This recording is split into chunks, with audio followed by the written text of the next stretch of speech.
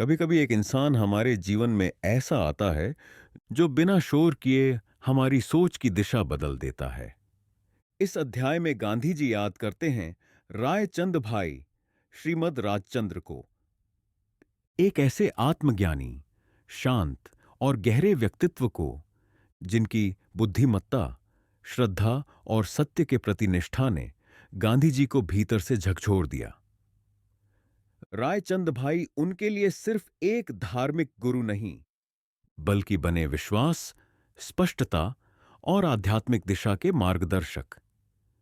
जानिए इस अध्याय में कैसे एक आत्मिक मित्र ने गांधी जी को अपने प्रश्नों, उलझनों और आंतरिक अशांति से बाहर निकलने की राह दिखाई।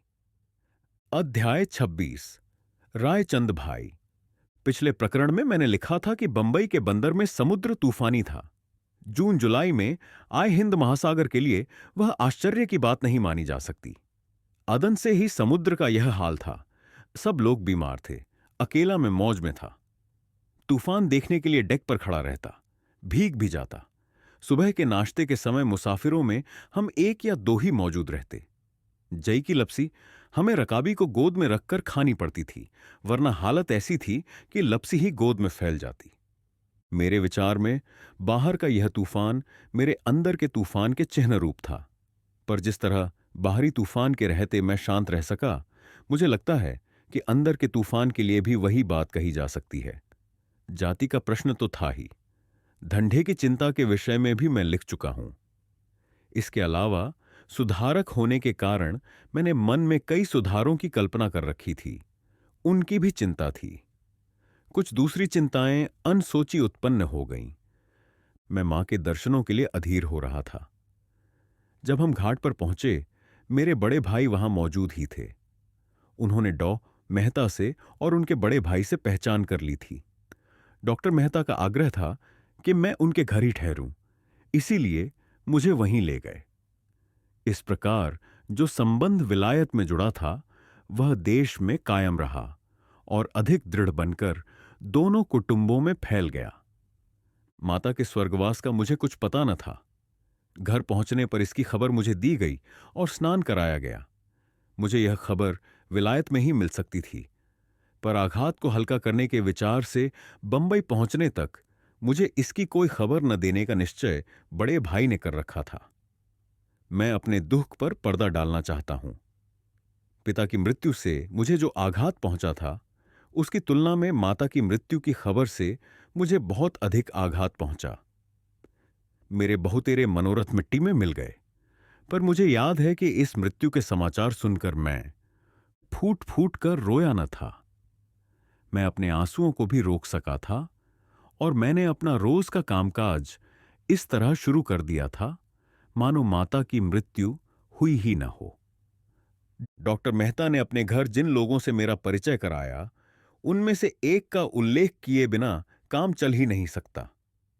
उनके भाई रेवाशंकर जगजीवन तो मेरे आजन्म मित्र बन गए। पर मैं जिनकी चर्चा करना चाहता हूं, वे हैं कवि रायचंद अथवा राजचंद्र। वे डॉक्टर के बड़े भाई के जामाता थे और रेवाशंकर जगजीवन की पीढ़ी के साक्षी तथा कर्ता धर्ता थे। उस समय उनकी उम्र 25 साल से अधिक नहीं थी। फिर भी अपनी पहली ही मुलाकात में मैंने यह अनुभव किया था कि वे चरित्रवान और ज्ञानी पुरुष हैं। वे शतावधानी माने जाते थे।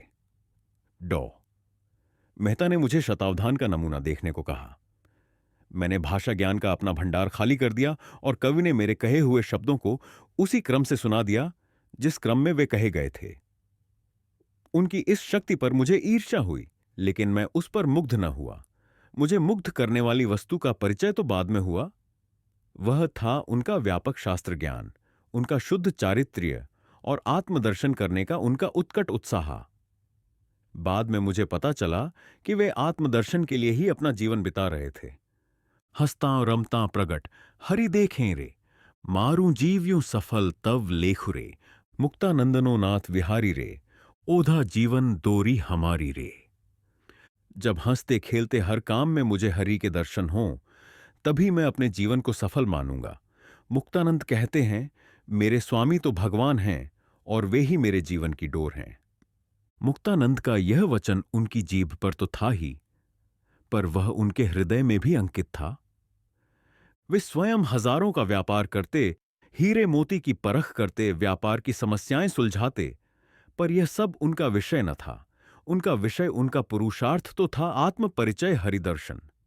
उनकी गद्दी पर दूसरी कोई चीज हो चाहे न हो, पर कोई न कोई धर्म पुस्तक और डायरी तो अवश्य रहती थी। व्यापार की बात समाप्त होते ही धर्म पुस्तक खुलती अथवा उनकी डायरी खुलती थी। उनके लेखों का जो संग्रह प्रकाशित हुआ है, उसका अधिकांश इस डायरी से लिया गया है। जो मनुष्य लाखों के लेन देन की बात करके तुरंत ही आत्मज्ञान की गूढ़ बातें लिखने बैठ जाए, उसकी जाति व्यापारी की नहीं, बल्कि शुद्ध ज्ञानी की है।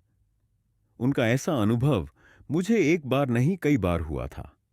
मैंने कभी उन्हें मूर्छा की स्थिति में नहीं पाया।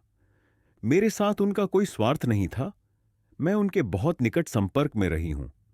उस समय मैं एक भिखारी बारिस्टर था, पर जब भी मैं उनकी दुकान पर पहुंचता, वे मेरे साथ धर्म चर्चा के सिवा दूसरी कोई बात ही न करते थे। यद्यपि उस समय में अपनी दिशा स्पष्ट नहीं कर पाया था। यह भी नहीं कह सकता कि साधारणतः मुझे धर्म चर्चा में रस था। फिर भी रायचंद भाई की धर्म चर्चा में रुचिपूर्वक सुनता था। उसके बाद में अनेक धर्माचार्यों के संपर्क में आया हूं।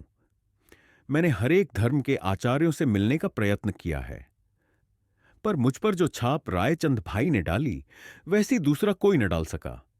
उनके बहुतेरे वचन मेरे हृदय में सीधे उतर जाते थे। मैं उनकी बुद्धि का सम्मान करता था। उनकी प्रामाणिकता के लिए भी मेरे मन में उतना ही आदर था। इसीलिए मैं जानता था कि वे मुझे जानबूझकर गलत रास्ते नहीं ले जाएंगे, और जो उनके मन में होगा वही कहेंगे। इस कारण अपने आध्यात्मिक संकट के समय में उनका आश्रय लिया करता था। रायचंद भाई के प्रति इतना आदर रखते हुए भी मैं उन्हें धर्म गुरु के रूप में अपने हृदय में स्थान न दे सका। मेरी वह खोज तो आज भी चल रही है। हिंदू धर्म में गुरुपद को जो महत्व प्राप्त है, उसमें मैं विश्वास रखता हूं। गुरु बिन ज्ञान न होए, इस वचन में बहुत कुछ सच्चाई है। अक्षर ज्ञान देने वाले अपूर्ण शिक्षक से काम चलाया जा सकता है, पर आत्मदर्शन कराने वाले अपूर्ण शिक्षक से तो चलाया ही नहीं जा सकता। गुरुपद संपूर्ण ज्ञानी को ही दिया जा सकता है। गुरु की खोज में ही सफलता निहित है, क्योंकि शिष्य की योग्यता के अनुसार ही गुरु मिलता है।